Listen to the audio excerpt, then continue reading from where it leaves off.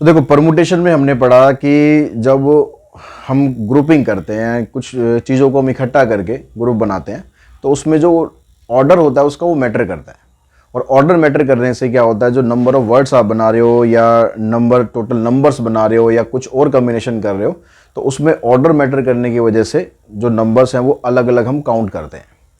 लेकिन कभी कभी ऐसी सिचुएशन भी आती है कि जहाँ पर ऑर्डर मैटर नहीं करता।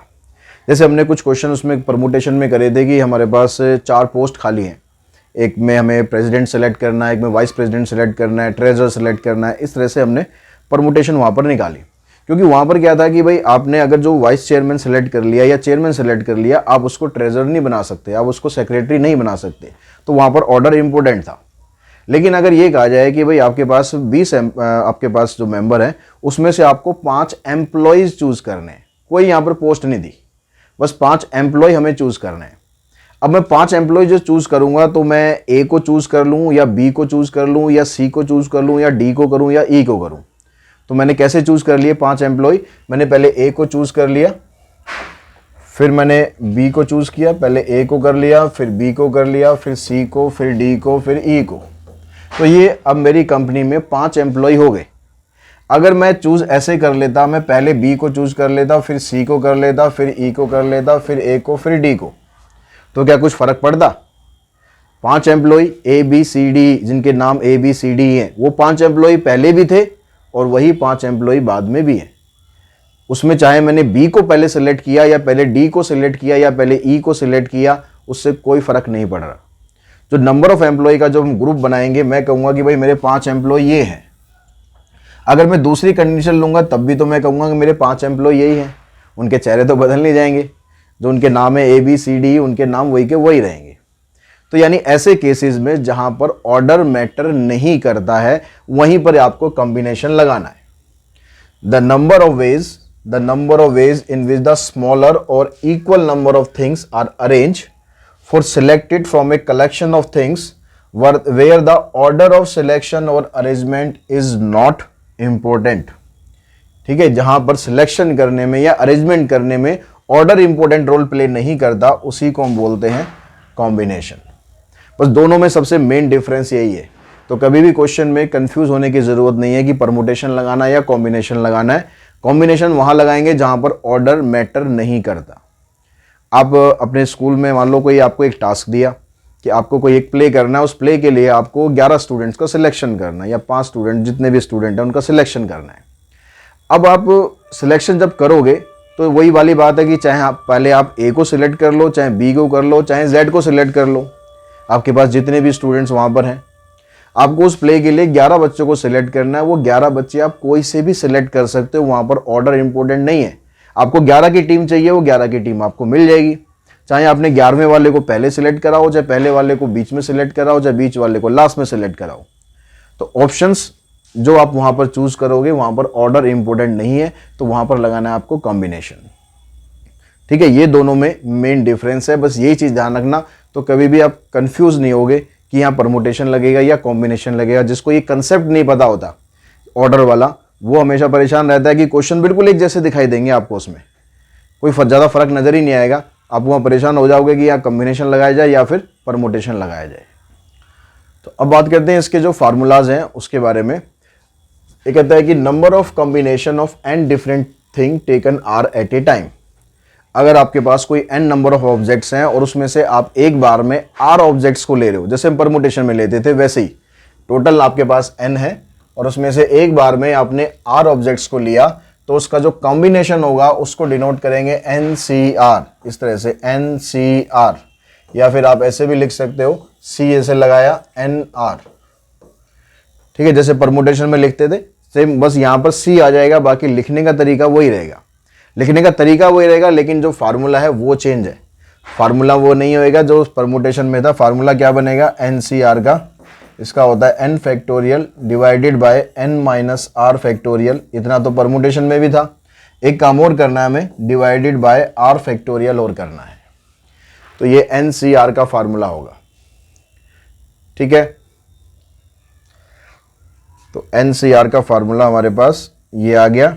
अब इसके अलावा इसमें और क्या क्या प्रॉपर्टीज यहाँ पर होती हैं हमारे पास, उन प्रॉपर्टीज़ को डिस्कस कर लेते हैं, ताकि जिससे आपके क्वेश्चन जब आप सॉल्व करोगे तो आपको सॉल्व करने में आसानी रहे। सबसे जो पहली प्रॉपर्टी है उसमें कहता है कि NCR और NCN-R अगर ये दोनों आपको इक्वल दिए हुए हैं,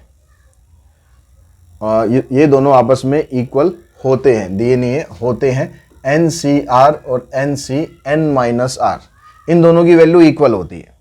तो कोई एग्जांपल लेके हम समझ लेते हैं। जैसे मान लो मैं यहाँ पर लेता हूँ, छोटा एग्जांपल ले लेते हैं, n की जगह ले लेता हूँ 3C2, R की जगह हमने ले लिया 2, n की जगह ले लिया 3, और राइट हैंड साइड में हमारे पास है N-R यानी 3C3-2। तो क्या इन दोनों की वैल्यू ये कह रहा है कि बराबर आएगी? तो यहाँ से चेक भी कर लेते हैं बराबर ये कैसे आ रही है। तो 3C2 को जब आप सॉल्व करेंगे तो ये बनेगा 3 फैक्टोरियल, 3 - 2 फैक्टोरियल, और फिर उसके बाद 2 फैक्टोरियल। जो फार्मूला था कॉम्बिनेशन का उसके हिसाब से पहले n फैक्टोरियल होता है, फिर n - r, फिर उसके बाद r फैक्टोरियल। 3C3 - 2 को अगर आप सॉल्व करके लिखेंगे तो ये बनेगा 3C1। अब इसका सॉल्व करते हैं कॉम्बिनेशन, 3 फैक्टोरियल, 3 - 1, 3 - 1, और फिर उसके बाद 1 फैक्टोरियल। अब इन दोनों को आप सिंप्लीफाई करोगे तो सेम ही रिजल्ट आ रहा है आपका, 3 - 2 1 फैक्टोरियल, यहाँ 2 फैक्टोरियल, यहाँ से 2 फैक्टोरियल, इधर से 1 फैक्टोरियल। तो रिजल्ट दोनों का सेम आ रहा है, नीचे 1 फैक्टोरियल 2 फैक्टोरियल, यहाँ 2 फैक्टोरियल और 1 फैक्टोरियल आ रहा है। तो इसका मतलब NCR और NCN-R ये दोनों हमेशा इनकी वैल्यू बराबर होती है। दूसरी जो प्रॉपर्टी है उसमें बता रहा आपको कि N+1 CR is equals to NCR plus NCR-1। ठीक है, N+1 CR है यहाँ पर, तो इसको आप दो अलग अलग कॉम्बिनेशन में तोड़ सकते हो, NCR और NCR-1। इसको भी अगर आप चेक करोगे कोई वैल्यू डाल के तो ये दोनों का रिजल्ट भी सेम ही आएगा। उसके बाद अगर हम थर्ड प्रॉपर्टी की बात करें, थर्ड में कहता है कि NC0 की वैल्यू हमेशा 1 होती है। तो आप कुछ भी लिखोगे, यहाँ पर n की जगह आपने 10 लिखा, 10C0, आपको कुछ कैलकुलेट करने की ज़रूरत ही नहीं है, इसकी वैल्यू हमेशा 1 आएगी। ठीक है, अगर आप लिखते हो NCN, इसकी वैल्यू भी हमेशा 1 ही आएगी। आप लिखोगे 10C10, तो इसकी वैल्यू भी 1। यानी 10C0 लिखो या 10C10 लिखो या कुछ भी और रहो, 20C20 या 20C0, आंसर हमेशा इनका 1 ही आएगा। तो इसको आपको कैलकुलेट करने की ज़रूरत नहीं है फार्मूले से। इसके अलावा दो चीज़ें और मैं आपको बताऊं यहाँ पर कि NC1 ये हमेशा n के बराबर रहेगा, और NCN-1 ये भी हमेशा n के बराबर रहेगा। यानी अगर मैं लिखता हूँ 10C1 तो इसकी वैल्यू हमेशा 10 ही आएगी, और अगर मैं लिखता हूँ 10C9 तो इसकी वैल्यू भी हमेशा 10 ही आएगी। उसके अलावा जो फिफ्थ प्रॉपर्टी है उसमें N+1 CR ये ऑलरेडी हम डिस्कस कर चुके हैं। ठीक है, सेकंड प्रॉपर्टी में दोबारा रिपीट होगी यहाँ पर। 6 में कहता है NPR equals to N-1 PR plus R⁻⁻n -1 PR-1। ये पावर में नहीं है, ये एक्चुअली ऐसे है, N-1 PR प्लस में R⁻n-1 PR-1। इसका यूज़ वैसे हम बहुत कम करने वाले हैं, कोई ज़्यादा इसका यूज़ ऐसा है नहीं। ठीक है, इनके अलावा, इन सारे रिजल्ट्स के अलावा एक रिजल्ट और हमारे काम का है। ये रिजल्ट होता है NCA इक्वल्स टू NCB। अगर यहाँ पर n दोनों का सेम है तो इस n की वैल्यू अगर आपको निकालनी है तो इस n की वैल्यू a प्लस b के बराबर होगी। ये रिजल्ट बहुत से क्वेश्चंस में हम यूज़ करेंगे। अगर n दोनों का सेम है तो n की वैल्यू अगर आपको निकालनी है तो n की वैल्यू होती है a प्लस में b। तो ये सारे फार्मूले जो भी हमने डिस्कस करिए इन सब का यूज़ करेंगे। अब इनमें तो एक्सरसाइज 7.5 क्वेश्चन नंबर फर्स्ट में जैसे कहता है 15C11।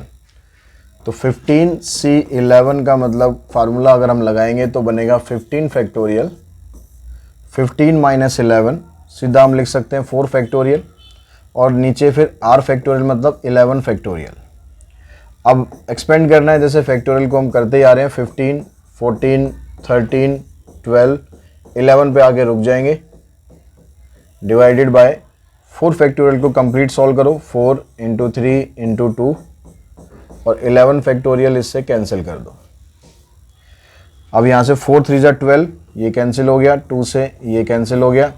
अब इनको मल्टीप्लाई करेंगे तो कितना आ जाएगा, 15 7 जा होता है 135 और 135 को आप 13 से मल्टीप्लाई कर लोगे तो आंसर बन जाएगा आपका 1365। ठीक है, सेम दोनों क्वेश्चन भी आपको ऐसे ही दे रखे हैं। यहाँ पर देखो ये 52C 52 है, तो ये n दोनों n और r दोनों आपस में इक्वल हैं, तो जब 52C 52 आ जाए तो कुछ कैलकुलेट नहीं करना, आंसर आ जाएगा 1, क्योंकि दोनों यहाँ पर इक्वल हैं। सेकेंड क्वेश्चन में इवेल्युएट करना है, पहले 2C0। अब यहाँ पर C 0 है तो इसका मतलब इसकी वैल्यू 1 ही आएगी। 3C1, अगर कभी भी r की जगह 1 होता है तो जैसे अभी पीछे बताया था आंसर इसका n के बराबर ही रहेगा, तो यहाँ 3 लिखा हुआ है तो इसका आंसर 3 रहेगा।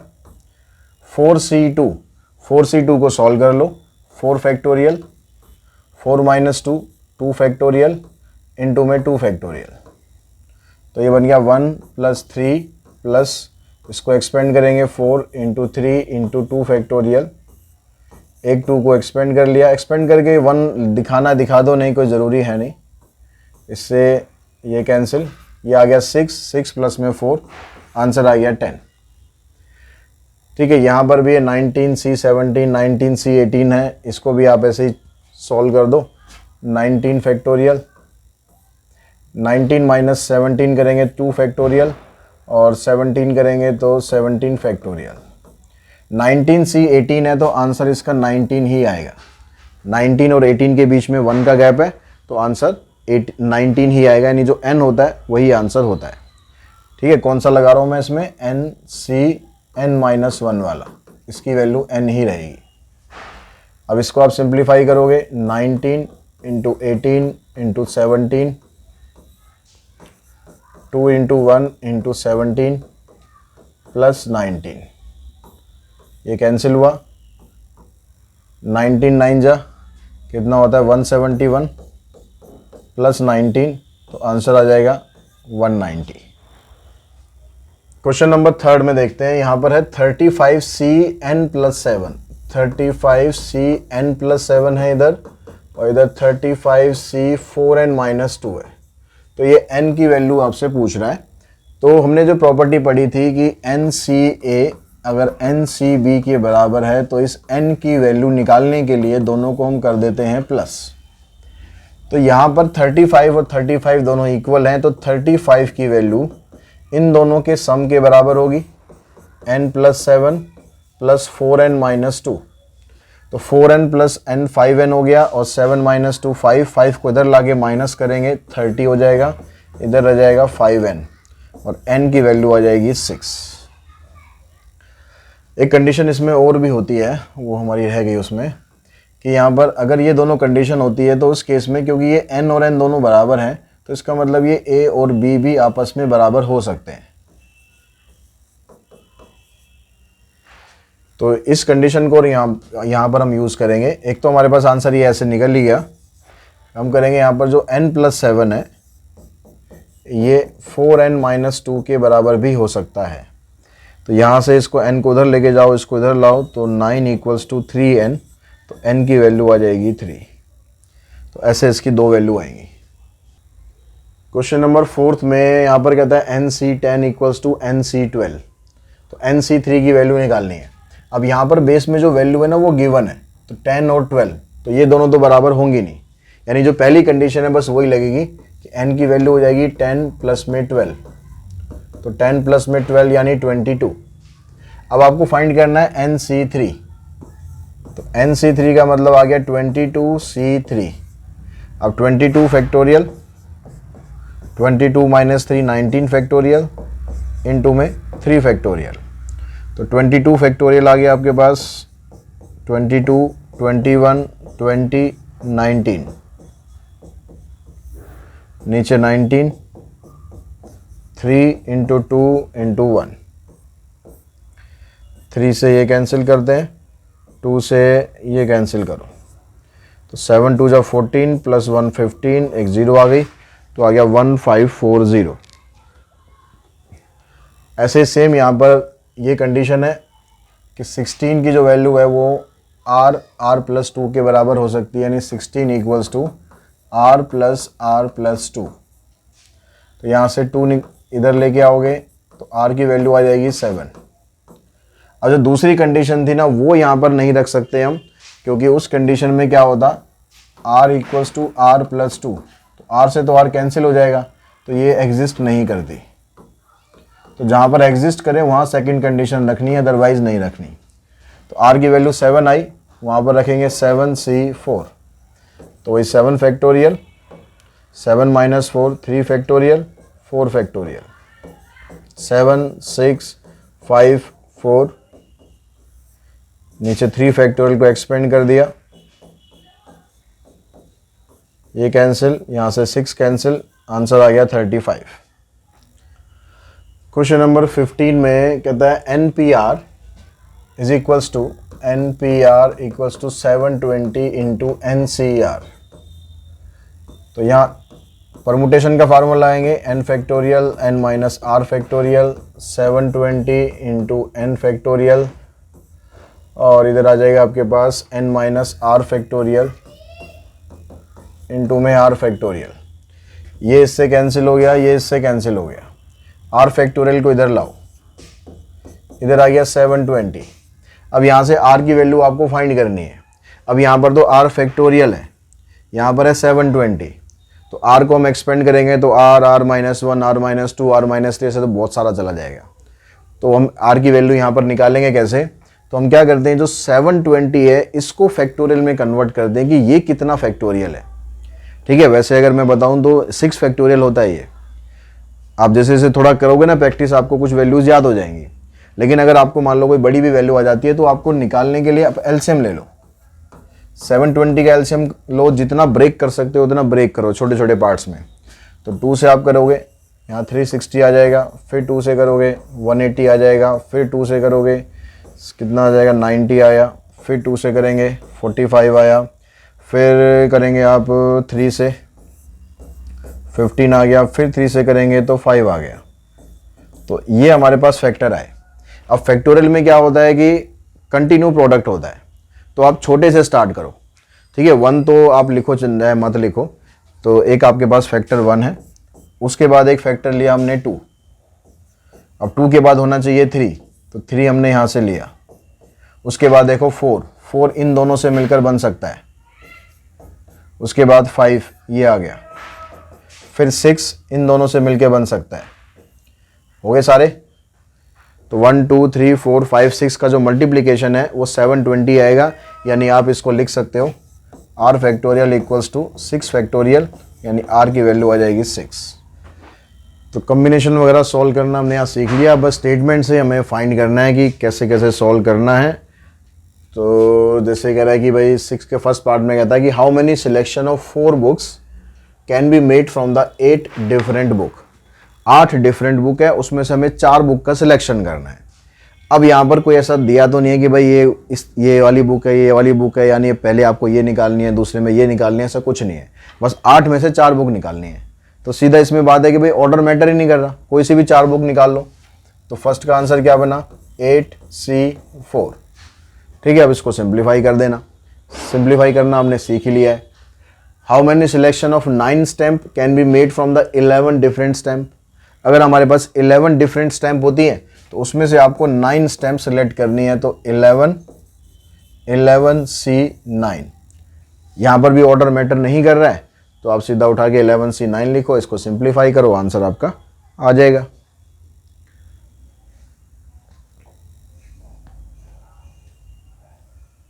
क्वेश्चन नंबर 7 का फर्स्ट पार्ट, इसमें कहता है कि बेसबॉल टीम है, उसमें 13 मेंबर्स हैं।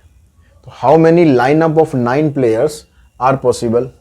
तो जब 9 प्लेयर्स को आप लाइनअप करोगे तो कैसे, मतलब उसका अरेंजमेंट कैसे कैसे आप करोगे। The position of each member in the lineup is not important. तो आगे जो कन्फ्यूजन कुछ आ रहा होगा माइंड में, तो वो क्वेश्चन में क्लियर कर दिया कि लाइनअप में कोई इंपॉर्टेंट नहीं है, कोई कहीं भी खड़ा हो जाए। आपको याद होगा परमुटेशन में क्वेश्चन करा था हमने फोटोग्राफ वाला, कि फोटोग्राफ में भाई एक यहाँ पर खड़ा है, दूसरा यहाँ खड़ा है, तीसरा यहाँ खड़ा है, तो अगर वो आपस में अरेंजमेंट चेंज करते हैं तो कितने फोटोग्राफ होंगे। तो वहाँ पर जो अरेंजमेंट था, वहाँ पर जो उनका ऑर्डर था वो इंपॉर्टेंट हो रहा था। अगर मैं कॉर्नर पे खड़ा हूँ तो एक फोटो हो गई, अगर मैं बीच में आ गया फिर 2 फोटो हो गई, तो वहाँ ऑर्डर इंपॉर्टेंट हो रहा था। यहाँ भी हमें लाइनअप करना है, लेकिन उसने क्वेश्चन में दे दिया कि भाई ये लाइनअप में आप ऑर्डर इंपॉर्टेंट नहीं है, आपको 13 में से 9 खड़े करने, कोई से भी खड़े कर दो। तो यानी क्या बना यहाँ पर 13C9। सेकेंड पार्ट में कहता है कि 12 person meet in a room and each shake hand with all others, find the number of hand shake. एक रूम है, उसके अंदर 12 पर्सन है, 12 लोग एक रूम के अंदर है। अब वो सारे एक दूसरे से शेक हैंड करते हैं, तो शेक हैंड करते हैं, सारे करते हैं, मतलब 12 के 12, कोई आपस में चाहे दुश्मनी हो चाहे कुछ हो, लेकिन सबको शेक हैंड करना है। तो शेक हैंड जब करेंगे तो उसके अंदर क्या होगा, एक शेक हैंड करने के लिए 2 पर्सन का होना जरूरी है। अपना शेक हैंड तो करेंगे नहीं ना आपस में, एक शेक हैंड करने के लिए 2 पर्सन का होना जरूरी है। तो यानी यहां पर कितने लोग हैं, 12 लोग हैं। 12 लोगों को जब शेक हैंड करेंगे तो एक शेक हैंड के लिए हमें 2 पर्सन चाहिए, यानी 12 में से हमें 2 लोग सिलेक्ट करने शेक हैंड करने के लिए। लेकिन ऑर्डर इंपॉर्टेंट नहीं है, कोई से भी सिलेक्ट कर लो आप, 12 लोग हैं, 12 में से कोई भी 2 ले लो। तो यानी यहाँ पर भी ऑर्डर इंपॉर्टेंट नहीं है। 12C2 सॉल्व करेंगे, सॉल्व करके भी देख लेते हैं इसे। 12 फैक्टोरियल, 12 माइनस 2 10 फैक्टोरियल, 2 फैक्टोरियल। तो यह आ गया 12 इंटू 11 इंटू 10, नीचे 10 फैक्टोरियल इंटू में 2, यानी टोटल 66 हैंडशेक होंगे आपस में, अगर 12 लोग हैं उस रूम के अंदर। तो क्वेश्चन नंबर 8 फर्स्ट पार्ट में कहता है how many ways can a student choose a program of 5 courses if 9 courses are available and 2 courses are compulsory for every student. एक स्टूडेंट है, उसको 5 कोर्स चूज करने हैं और 5 में से उसको चूज करने के लिए 9 कोर्सेज मिलते हैं, 9 में से कोई भी 5 चूज करने हैं। लेकिन यहां पर एक सीन ये हो गया कि इसने कह दिया कि 2 कोर्सेज तो कंपलसरी हैं। मान लो आपके भाई 5 सब्जेक्ट आप चूज करने जाते हो, आप कोई भी स्ट्रीम ले रहे हो, कि आपसे बोल दिया कि भाई आपको 2 लैंग्वेज लेनी जरूरी है, चाहे वो इंग्लिश हिंदी हो, चाहे इंग्लिश तमिल हो, चाहे इंग्लिश तेलुगु हो, चाहे तेलुगु कन्नड़ हो, कोई भी हो, मतलब 2 लैंग्वेज लेनी जरूरी है। तो वो 2 कोर्स तो आपको लेने पड़ेंगे, वहां पर आपके लिए कोई ऑप्शन नहीं है। तो 2 लैंग्वेज हैं वो लेनी है, यानी जो 2 कोर्स हैं ये आपको लेने ही लेने हैं। तो आपने क्या करा कि 2 कोर्सेज जो थे उन 2 में से दोनों के दोनों कोर्स चूज कर लिए। आपको लेने कितने थे, 5 कोर्सेज, 5 में से 2 कोर्स तो आपके पास हो गए जो कंपलसरी थे। अब आपके पास 3 कोर्सेज और लेने की चॉइसेस है, लेकिन उन 3 कोर्स को लेने के लिए अब आपके पास नंबर ऑफ कोर्स रह कितने गए, टोटल 9 कोर्सेज थे। 9 में से 2 कंपलसरी कोर्सेज थे जो आप ऑलरेडी ले चुके हो, यानी अब आपके पास सिलेक्शन करने के लिए 7 कोर्सेज और रह गए हैं और उसमें से आपको कोई 3 कोर्स चूज करने हैं। एक तो सिलेक्शन हमारा हो गया। अब दूसरी चीज जो यहां पर इंपॉर्टेंट है कि बीच में यहां पर मल्टीप्लाई का साइन आएगा या प्लस का साइन आएगा। तो इसके लिए जो सबसे स्टार्टिंग का जो कंसेप्ट हमने पढ़ा था, परमुटेशन कॉम्बिनेशन जब स्टार्ट किया था तो हमने पढ़ा था एडिशन प्रिंसिपल ऑफ काउंटिंग और मल्टीप्लिकेशन प्रिंसिपल ऑफ काउंटिंग, कि अगर आप वहां पर कोई चीज दोनों कंपल्सन जब हो जाते हैं, मतलब आपको ये भी लेना है ये भी लेना है, एंड लग जाता है बीच में, आपको ये वाला भी लेना है और ये वाला भी लेना है, तो बीच में लगता है मल्टीप्लिकेशन। क्योंकि यहां पर ऐसा तो नहीं है ना कि आप या तो 2 कोर्स ले लो या आप ये 3 कोर्स ले लो, ऐसा ऑप्शन नहीं है। आपको वो 2 कंपल्सरी कोर्सेज भी लेने हैं और जो बाकी के जो 3 कोर्सेज हैं वो भी लेने हैं, इसलिए यहां पर बीच में आप साइन लगाएंगे मल्टीप्लिकेशन का। ठीक है। उसके बाद अगर हम सेकंड वाले पार्ट की बात करें, इसमें कहता है कि how many different committee each consisting of 3 girls and 2 boys can be chosen from 7 girls and 5 boys. अब आपको यहाँ पर एक कमेटी बनानी है। कमेटी बनाने के लिए आपको बताया गया कि 3 गर्ल्स को रखना है कमेटी में और 2 बॉयज को रखना है। चूज करने के लिए 7 गर्ल्स हैं, तो 7 में से कोई भी 3 गर्ल्स आप चूज कर सकते हो। 5 बॉयज हैं, उन 5 बॉयज में से कोई भी 2 बॉयज चूज कर सकते हो। फिर यहां पर इनके बीच में साइन क्या लगाना है, क्योंकि यहां पर क्या बोला है कि कमेटी के अंदर ये भी होने चाहिए और ये भी होने चाहिए। यहां पर वर्ड दे रखा है आपको एंड, तो इसलिए यहाँ पर लगेगा मल्टीप्लिकेशन। अगर ये यहाँ पर एंड की जगह और दे देता कि कमेटी के अंदर या तो 3 गर्ल्स हो जाएं या 2 बॉयज़ हो जाएं, तब आप इनके बीच में लगा देते प्लस, तो इस तरह से आपकी कमेटी बन जाती। अभी कमेटी में ये भी रखना है, ये भी रखना है, तो इसका मतलब बीच में लगाना है मल्टीप्लिकेशन। और इसको सॉल्व करना है, एक पार्ट हम सॉल्व कर लेते हैं। 7c3 को सॉल्व करते हैं तो आ गया 7 फैक्टोरियल, 7 माइनस 3 4, 3, 5 फैक्टोरियल, 5 माइनस 2 3, यहाँ आ गया 2 फैक्टोरियल। तो 7 into 6 into 5 into 4 divided by 4 factorial into 3 into 2 into 1। यहाँ पर आ गया 5 4 3, नीचे 3 फैक्टोरियल 2 इंटू 1। यहाँ पर ये कैंसिल, 2 से ये कैंसिल, यहाँ पर ये कैंसिल, 6 से ये दोनों कैंसिल। तो यहाँ 7 5 जा 35 इंटू यहाँ पर आएगा 5 2 जा 10, तो टोटल आ गया हमारे पास 350। तो 350 तरीक़ों से आप ये कमेटी जो है बना सकते हो। तो सेम इसी तरह से इसका जो फर्स्ट पार्ट है उसको भी सिंप्लीफाई करना है। Question number 9, a bag contain 5 black ball and 6 red ball. ठीक है, बैग के अंदर ये बॉल्स हैं।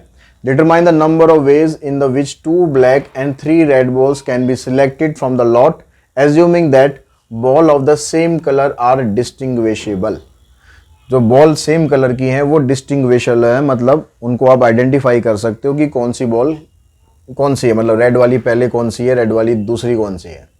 लेकिन यहाँ पर उसका कोई मैटर करता नहीं, क्योंकि आपको 5 ब्लैक बॉल हैं आपके पास।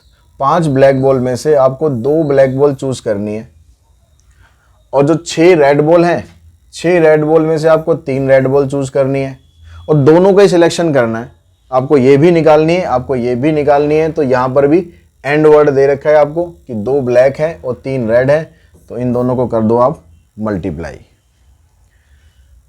सेकेंड पार्ट में a book shelf contains 7 different mathematics books and 5 different physics books. कि 7 तो डिफरेंट मैथमेटिक्स बुक्स हैं और 5 डिफरेंट फिजिक्स बुक्स हैं। How many groups of 3 mathematics and 3 physics can be selected. तो आपको 3 मैथमेटिक्स की बुक सिलेक्ट करनी है और 3 फिजिक्स की बुक सिलेक्ट करनी है। तो अब जो फिजिक्स की बुक आप सिलेक्ट करोगे या मैथमेटिक्स की सिलेक्ट करोगे, मैथमेटिक्स की है 7 बुक्स आपके पास। 7 में से कोई भी 3 बुक सिलेक्ट कर लो, और फिजिक्स की 5 है तो 5 में से कोई भी 3 बुक सिलेक्ट कर लो। ठीक है, अगर इसको हम सॉल्व करें तो 7 फैक्टोरियल, 7 माइनस 3 4, फिर यहाँ आ गया 3, 5 फैक्टोरियल, 5 माइनस 3 2 इंटू में 3।